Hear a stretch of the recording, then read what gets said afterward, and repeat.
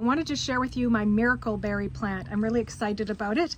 This is the first year I've actually got berries on it. And I'm just absolutely thrilled to see them. They are all over the place. And it's been about 3 years in the making. I think I've had this plant almost 3 years, if not maybe 2. But I have babied it. It is part of like a prize collection. It's one of my most treasured plants in my plant hoard, and there is a lot of plants in that hoard. So I'm really excited to share it with you, tell you a little bit about the plant. First off, it's not native to Mississippi. It is actually native to West Africa. Berry is what makes it so special, because when you eat the berry, it actually can make sour foods taste sweet, and it actually works. So today I tried my first berry. I've never had one, and I've tried them today. And I ate the berry, and then I took a little like maybe a teaspoon of lemon juice, and the lemon juice was like sweet. I couldn't believe it. It was the weirdest thing. They've said that at times that they've wanted to use this berry as a sugar alternative, but for some reason the FDA does not want to regulate it. There's a little bit of controversy there, that they're saying that it could hurt some pretty major players in the food industry game, but apparently it's not regulated so that it can't be used as a sugar replacement, but it sure tastes great. From a berry, like an edible perspective, this berry tastes really good. Now, there's not a lot of berry to this. This is actually a whole lot of seed. There's just a very thin layer of kind of a flesh around it, and then the outside of it is also edible as well. Very tasty though. So it's almost like, to me, it's like having a candy that is a fruit. So I can see why people have thought of turning it into a sugar alternative. And I'll give you a good look at the plant. I have grown mine in a container, and it put on berries early, but then those berries, I only got maybe 3 on them. And then all of a sudden, the second round, it's now mid-July in Mississippi, and the second round, it's put on a lot of berries.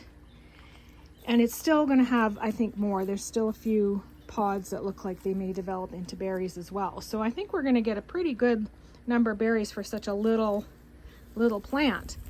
What I'm going to do next is I'm going to plant some from the seed, and I'm going to show you guys how I'm going to do that as well. So you can perhaps, if you have your own, you can make some more, or you can buy seed online. I honestly would recommend, if you can find somebody with the plant, getting the seed that way, because from everything I've read, the seed is best grown from fresh. So I'm going to actually start with one of these. Look at this one, and here's nice and right.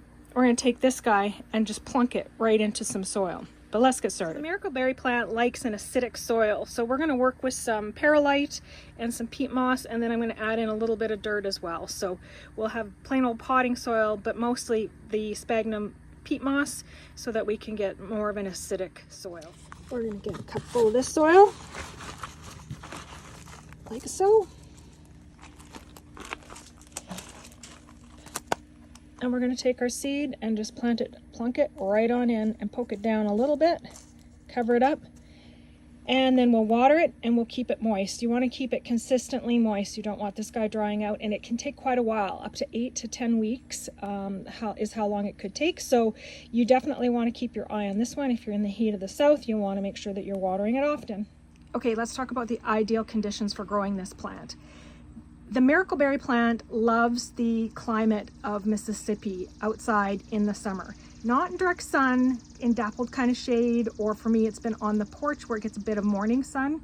It doesn't want to be in direct sunlight, but it loves the humidity and the heat of being outside. In the winter months, I do bring it in, and I have tried bringing it with me up north. So as a prized plant in my collection, I took it with us when we were going to spend 3 months in Montana, and it did not like it one bit. It let me know, it threw a fit, leaves everywhere, and it barely made it through. It really likes the humidity. So, I mean, if you are growing it up north and you have a way of creating a super humid environment, lots of spraying, maybe you have a plant mister, something like that that you keep running, you might be able to do it just fine. But for me, it did not like the experience going to Montana, and I couldn't keep up with misting it. So as I kind of already alluded to, temperature wise, it is definitely not a frost friendly plant. This guy needs to come in or go into a greenhouse in the winter times. It's way too prized for me to put in the greenhouse. I'm not taking any chances. It comes in the house each year. So it definitely is a heat loving plant and does not want to be cold. It likes to be kept moist. It doesn't like to dry out. I water it every day in Mississippi in the heat of the summer, a little bit less when we get into the winter months. Online, it recommends that you fertilize this plant approximately every 6 to 8 weeks from spring until fall. I typically only do it once or maybe twice in the entire season, from spring to fall, and I don't do it at all during the winter, which is in line with what's recommended online as well. So it does not like a lot of fertilizer, and I actually get the picture every time I water it with a fertilizer that it really doesn't like it a lot. So I don't give it a ton of fertilizer in general. I will fertilize the heck out of my citrus trees, but I do not fertilize this plant hardly at all. So my general rule of thumb is no more than twice from spring to fall. The type of fertilizer I use is AgroThrive, and I will usually use the fruit and flower fertilizer, but I will occasionally give it the general purpose fertilizer. That just helps give it extra nitrogen because it's grown in a container. This is definitely a plant that I would recommend. I really love this plant. Like, this is one of my favorite plants in the collection. One, because it has something edible. I love a plant that has an edible factor to it. Two, because the edible is actually good. Like, I have a Tomarillo plant. Is it? Yeah, Tomarillo. I have a Tomarillo plant, and the fruit in it's terrible.